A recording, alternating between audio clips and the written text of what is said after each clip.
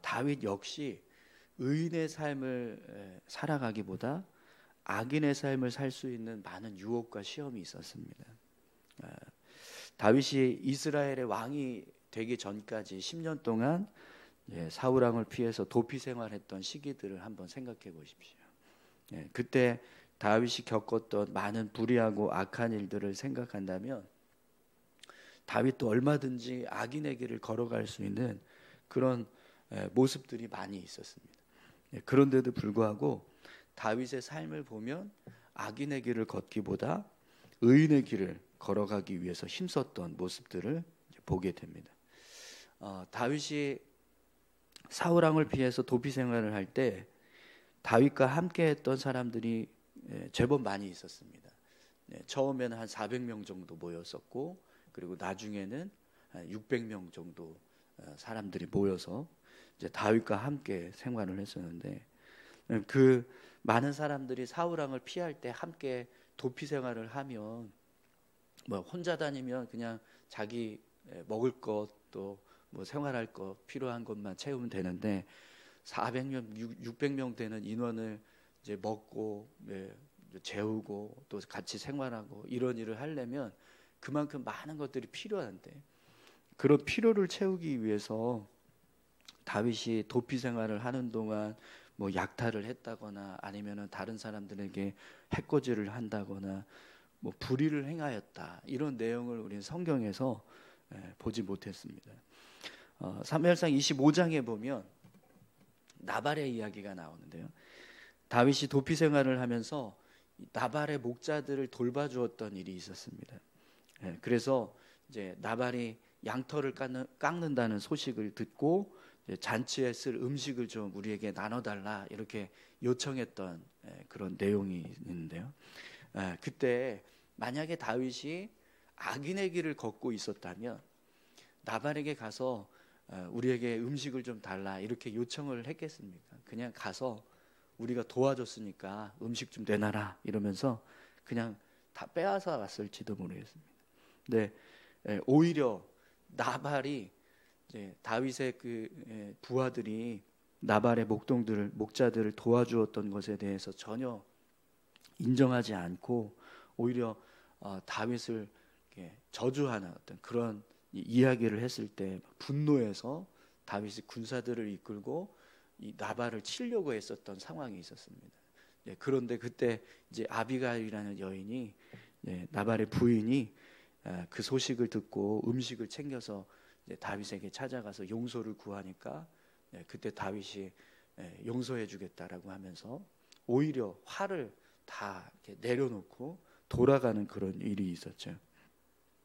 또 블레셋 사람들이 그일라 땅을 침범했을 때 다윗이 도피 생활을 하고 있음에도 불구하고 그일라 사람들이 어려움을 당한다는 소식을 듣고 그들을 돕기 위해서 블레셋과 전쟁을 치렀던 일이 있었습니다. 그때 다윗은 사울 왕의 추격을 받고 있었기 때문에 늘 은밀하게 행동을 했어야 하는데 자신의 민족 이스라엘 민족이 어려움을 당하고 있다는 이제 그 이유 때문에 이제 그들을 돕겠다고 위험을 무릅쓰고 전쟁에 참여하는 그런 일들도 했었습니다.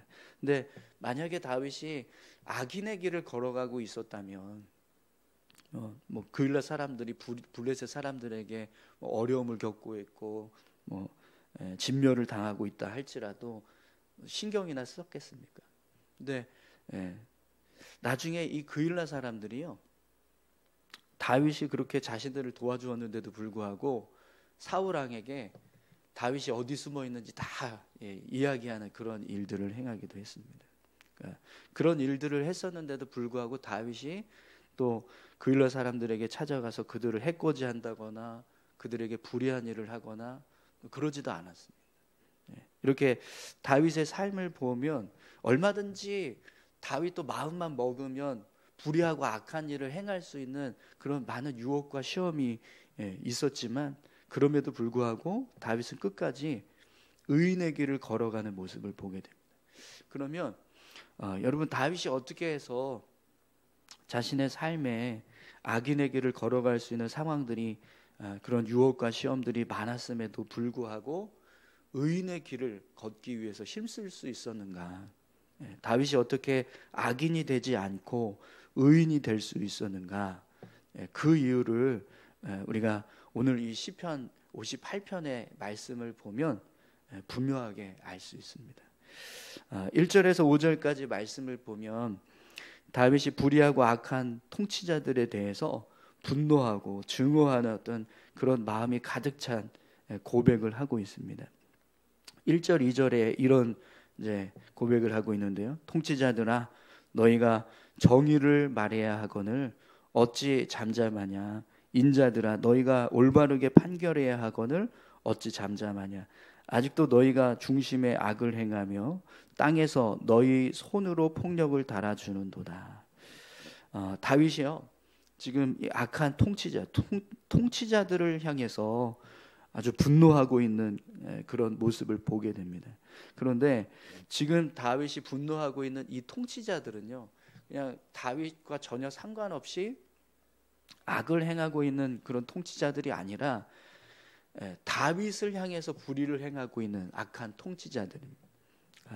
다윗 자신을 향해서 어려움을 겪게 하고 거짓으로 다윗을 모함하고 다윗을 죽이기 위해서 악한 일들을 행하고 있는 통치자들을 지금 다윗이 분노하고 있는 그런 모습으로 고백을 하고 있는 거죠. 그래서 왜 정의를 말해야 하는데 거짓을 말하고 왜 올바른 판결을 내려야 하는데 그렇게 하지 않느냐, 이렇게 지금 이야기하는 겁니다.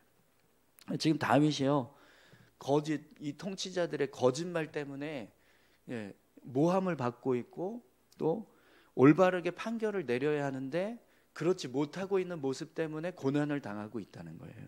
그러니까 얼마나 억울하겠습니까? 그래서 그들을 향해서 지금 분노하는 고백을 하고 있는 건데요. 3절에서 5절까지 말씀도 한번 보시겠어요?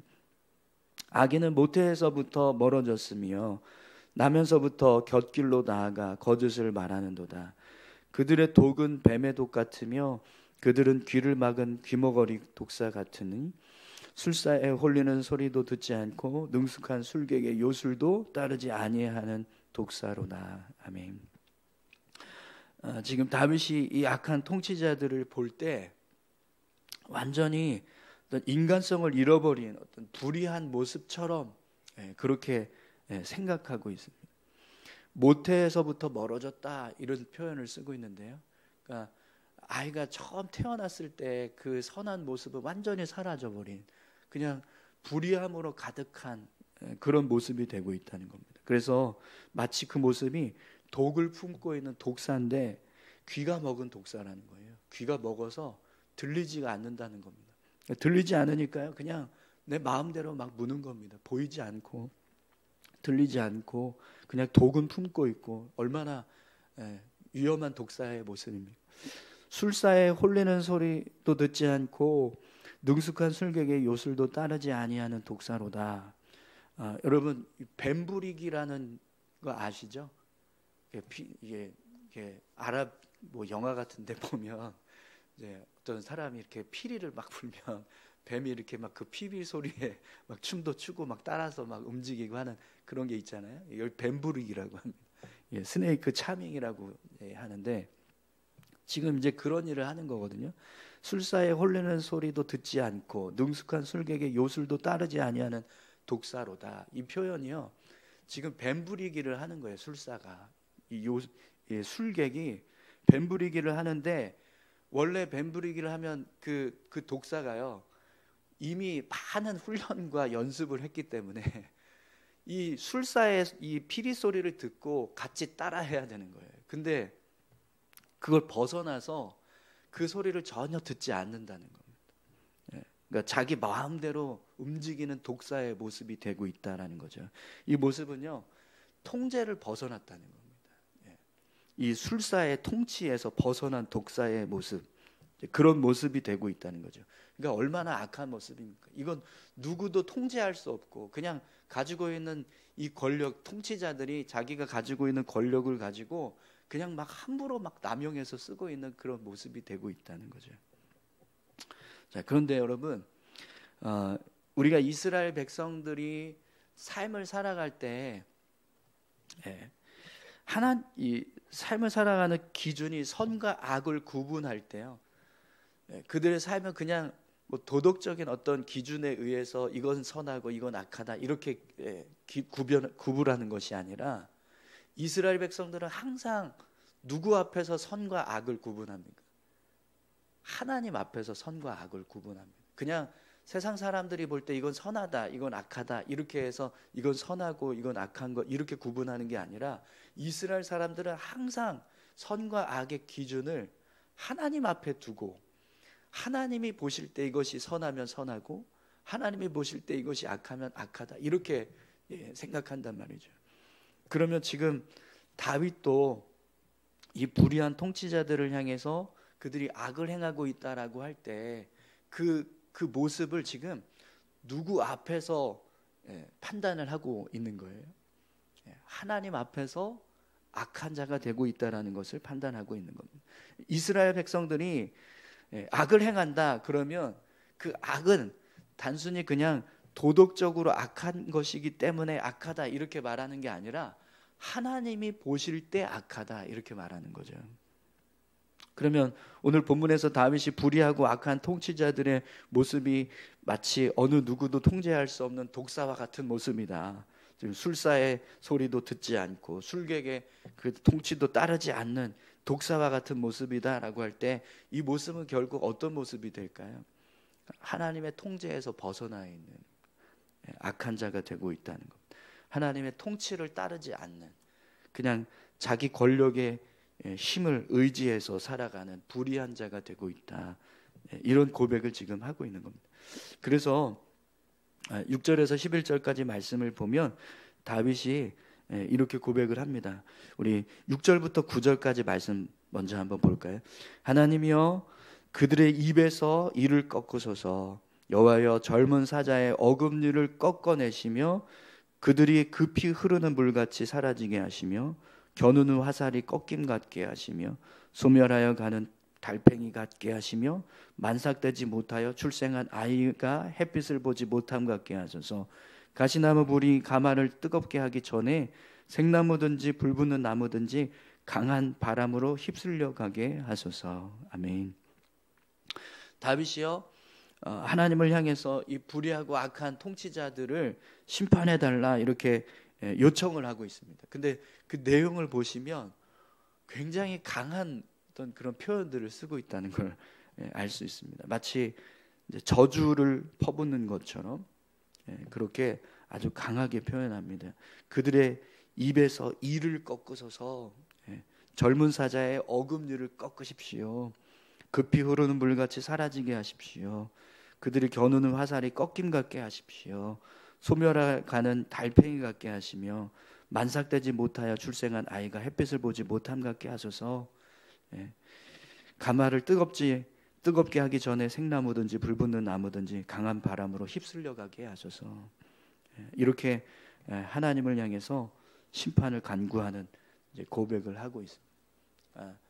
그들의 악함을 하나님께서 간과하지 마시고 심판해 달라라는 고백을 합니다. 근데 이 고백만 보면 여러분 좀 다윗이 더 뭔가 이렇게 좀 불의해 보이는 것 같은 그런 고백이지 않습니까? 지금 저주를 다윗이 이 통치자들을 향해서 퍼붓고 있는, 하나님을 향해서 간구하고 있는 이 표현들을 보면 너무 좀 이렇게까지 이런 표현을 써도 될까라고 싶을 정도로 하나님의 사람이 아무리 화가 나고 분노가 일어난다라고 할지라도 이렇게까지 이런 고백을 할 수 있을까라고 싶을 정도로 그런 분노의 어떤 심판의 고백을 지금 이제 하고 있는 거죠. 그래서 여러분, 하나님께서 다윗의 요구에 응답하시기 위해서는 이 불의하고 악한 통치자들의 행위가 하나님 앞에서 악한 모습이 되어야 합니다. 그래야 다윗이 지금 이 간구하고 있는 이 모습처럼 하나님께서 이 불의하고 악한 통치자들을 심판하시는 일을 행하실 거예요. 그런데 여러분, 이런 경우가 있을 것 같습니다. 지금 다윗이 고발하고 있는 통치자들의 모습이 하나님이 보실 때는 전혀 불의하고 악한 모습처럼 보이지 않는 것. 그냥 단지 다윗이 생각할 때 이 통치자들이 다윗을 향해서만 불의하고 악한 모습처럼 보여지는, 그러니까 그들이 행하고 있는 일이 하나님이 보실 때는 불의하고 악한 일이 아니지만 다윗에게만 불의하고 악한 자의 모습처럼 보여지는. 그러면 여러분, 다윗이 아무리 하나님을 향해서 이들을 심판해 달라고 요청을 한다고 해도 하나님께서 그 요청을 들어주실까요? 그러지 않을 겁니다. 하나님께서 보실 때 이 불의하고 악한 자들이 하나님이 보시기에도 악한 자가 되고 하나님께서 보시기에도 불의한 자가 되어야 하나님이 심판을 하실 수 있는 거죠.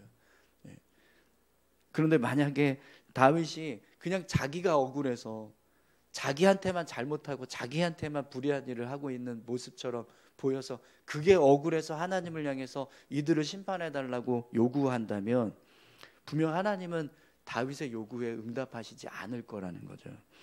그래서 지금 다윗이 무엇을 붙잡고 하나님께 이들을 심판해 달라고 간구하고 있냐면 이들의 모습이 그냥 자기 앞에서만 불의하고 악한 자가 되고 있는 게 아니라 하나님 앞에서도 악한 자가 되고 있다는 거예요. 하나님의 통치에서 벗어난, 마치 이 술객의 소리를 듣지 않는 독사처럼 그렇게 하나님의 법을 따르지 않고 자기들의 어떤 권력만 힘입어서 삶을 살아가고 있는 악한 자가 되고 있다. 이걸 지금 붙잡고 하나님께 심판을 간구하고 있는 겁니다. 그랬을 때 하나님께서 다윗의 간구를 들으시면 분명 하나님이 이들의 이 불의한 자들에 대해서 다윗이 요청하는 것처럼 그들을 심판하시는 일을 행하게 되는 거죠. 오늘 본문에 보면 이 시편 58편의 마무리를 다윗이 이런 고백을 하고 있습니다. 의인이 악인의 보복당함을 보고 기뻐하며 그의 발을 악인의 피에 씻으리로다. 그때 사람의 말이 진실로 의인에게 갚음이 있고 진실로 땅에서 심판하시는 하나님이 계시다 하리로다. 아멘. 다윗은요, 하나님께서 악인을 멸하시고 심판하실 것을 기대하는 마음을 가지고 있습니다. 그래서 하나님께서 악인을 심판하셨을 때 그 모습을 보는 의인들이 이 땅에도 악인을 멸하시는 하나님이 살아계시는구나, 불의한 자를 심판하시는 하나님이 살아계시는구나, 이런 이제 믿음의 고백을 하게 된다라고 말합니다. 여러분, 다윗이 자신의 삶에 악인의 길을 걸어갈 수 있는 수많은 유혹과 시험이 있음에도 불구하고 의인의 길을 걸어갈 수 있었던 이유는요, 하나님 앞에서 불의하고 악한 자를 하나님께서 심판하신다, 하나님이 악인을 반드시 심판하신다라고 하는 믿음이 있었습니다. 그래서 다윗이 그 하나님을 기억할 때, 그 하나님을 바라보면서 삶을 살아갈 때 아무리 악한 길을 걸어갈 수 있는 그런 여러 가지 유혹과 시험이 있음에도 불구하고 하나님 앞에서 자신의 삶을 의인의 길로 걸어가려고 힘쓰게 되었던 겁니다. 다윗의 마음에 불의한 자들을 향하신 하나님의 심판이 분명히 있다, 하나님께서 악인들을 멸하실 것이다 라고 하는 그런 믿음의 고백이 있었다라는 거죠. 그래서 그의 삶을 보면 악인의 길을 걸어갈 수 있는 많은 유혹과 시험이 있었음에도 불구하고 결국 의인의 길을 걸어가는 모습이 됩니다. 여러분, 오늘 저와 여러분들의 마음에도 하나님께서 악인을 멸하시고 심판하시는 그런 공의의 하나님 되신다라는 사실을 믿음으로 고백할 수 있기를 소망합니다. 그 하나님을 의지하고 우리가 삶을 살아갈 때 우리의 삶 역시 하나님 앞에서 악인의 길을 걷기보다 의인의 길을 걷기 위해서 힘쓰는 믿음의 삶을 살게 될 줄 믿습니다. 다윗이 고백하고 있는 이 시편의 고백처럼 우리 삶에도 보면 순간순간 악한 마음을 품을 수 있는 그런 삶의 모습들이 있습니다. 우리 역시 다윗만 삶을 살아갈 때 고난과 어려움이 있었던 것이 아니라 또 분노하고 화를 낼 수 있는 억울한 상황들이 분명히 우리의 삶 가운데도 있습니다. 다윗도 불의하고 악한 통치자들 때문에 억울한 마음이 가득했습니다. 그럼에도 불구하고 하나님께서 그들을 심판하신다라고 하는 믿음의 고백을 가지고 있었기 때문에 그런 억울한 일들 속에서도 자신의 삶을 하나님 앞에서 바로 세워가려고 힘쓸 수 있었다라는 거죠. 그 모습처럼 오늘 저와 여러분들의 삶에도 분명히 하나님 앞에서 내가 믿음의 삶을 살아가고 있고 또 내 삶이 하나님이 보실 때 선한 모습이 되어야 한다라고 하는 어떤 믿음의 고백을 가지면 우리가 삶을 살아가는 모습도 다윗처럼 얼마든지 불의하고 악한 일을 행하면서 살 수 있는 그런 유혹이 있어도 끝까지 우리의 삶을 믿음의 길로 걸어가는 그런 귀한 모습으로 우리가 살아가게 될 줄 믿습니다. 여러분, 우리 안에 하나님을 향한 믿음이 있기를 소망합니다. 의인의 길을 걸어갈 수 있는 방법은 우리가 하나님을 믿는 믿음, 하나님께서 살아계시고 또 악인을 심판하신다라고 하는 믿음, 그 믿음을 가질 때 우리 삶이 의인의 길을 걷게 하는 그런 믿음의 삶이 될 줄 믿습니다. 오늘 저와 여러분들의 삶이 그렇게 의인의 길을 걸어가는 믿음의 삶이 되시기를 소망합니다. 우리 같이 함께 기도하실까요?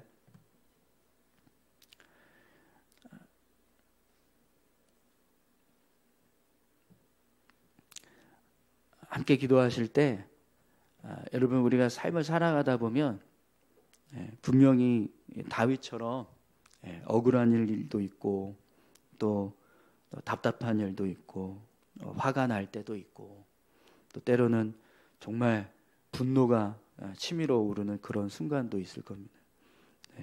그때 다윗은 자신의 마음속에 있는 그런 분노를 그냥 다 표출하고 그냥 자기 생각대로 행동하는 것이 아니라 불의를 심판하실 하나님을 붙잡았습니다.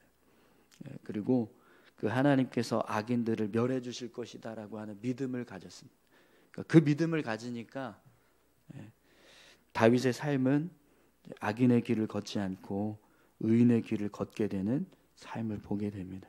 오늘 우리의 삶이 하나님 순간순간 우리 안에 화가 나고 답답하고 또 억울하고 또 불쾌하고 또 때로는 분노가 치밀어 오르고 그런 일들이 우리 삶 가운데 있다 할지라도 우리가 하나님 앞에서 믿음의 삶을 살아가고 있다는 것을 기억하게 하시고 또 불의하고 악한 자들에 대해서 하나님이 징계하신다, 하나님께서 심판하신다, 이 믿음의 고백을 우리가 기억하고 우리 삶을 내 감정대로 내 뜻대로 그냥 억울한 상황에 따라서 내 마음대로 행동하는 것이 아니라 하나님 앞에서 믿음의 길을 걸어가는 우리의 삶이 될 수 있게 해달라고 같이 함께 그렇게 기도하길 원합니다. 함께 다 같이 기도하시겠습니다.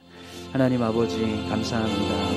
하나님, 우리 안에 하나님을 향한 믿음을 가지기 때문에 우리 삶이 하나님 앞에서 의인의 길을 걷게 하는 믿음의 삶이 될 줄 믿습니다.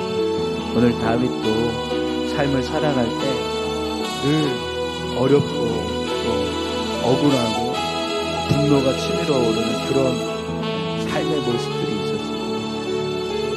악한 통치자들에 의해서 거짓으로 모함을 받고 또 올바른 판결을 내리기보다 불의한 판결을 내리는 그런 상황들이 있었습니다. 그때마다 다윗은 자신의 감정대로 그들과 맞서 싸우려고 하기보다 하나님께 불의한 자들을 심판해달라고 간구하면서 살았습니다. 하나님께서 자신의 삶 가운데 역사하셔서 의인을 붙드시고 악인을 멸하신다라고 하는 믿음이 다윗의 마음 가운데 있었습니다. 그래서 그 믿음 때문에